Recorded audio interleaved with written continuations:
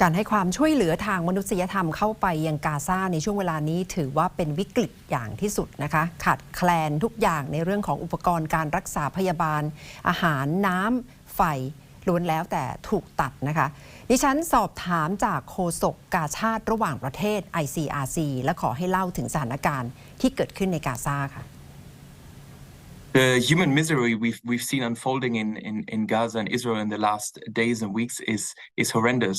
People have lost loved ones. People are fleeing with nothing south of Gaza. People are in need of medical supplies, of a respite and violence, of medicine, food, water, and it's really a catastrophic situation, a humanitarian situation that's unfolding.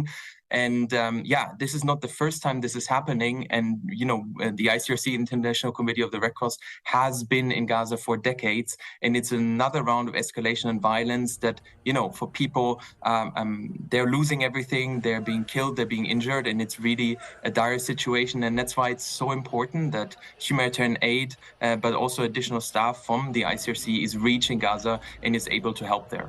How the situation in mobilizing support for Gaza, for people in Gaza?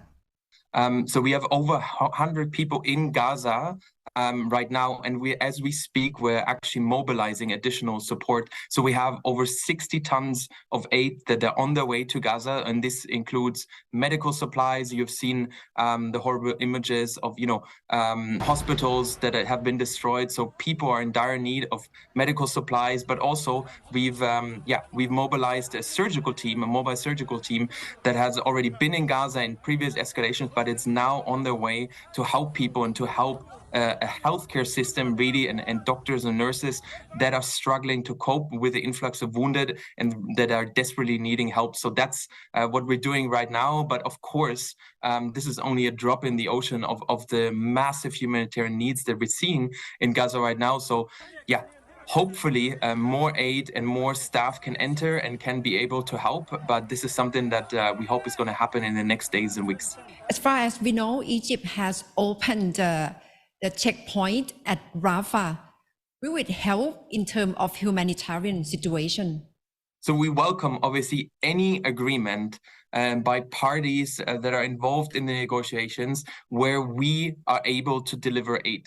So anything that gets into Gaza that is purely of humanitarian nature and that can help people, get a temporary roof over their head, making sure that they get medical supplies. What about people that are not even able to flee, that are the elderly, the ones that are sick, the ones that are stuck in their home?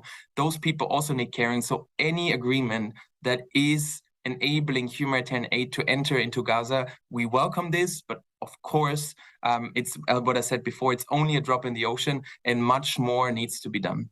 There is idea that probably humanitarian corridor should be built in this circumstance, but in practice, do you think it can really help?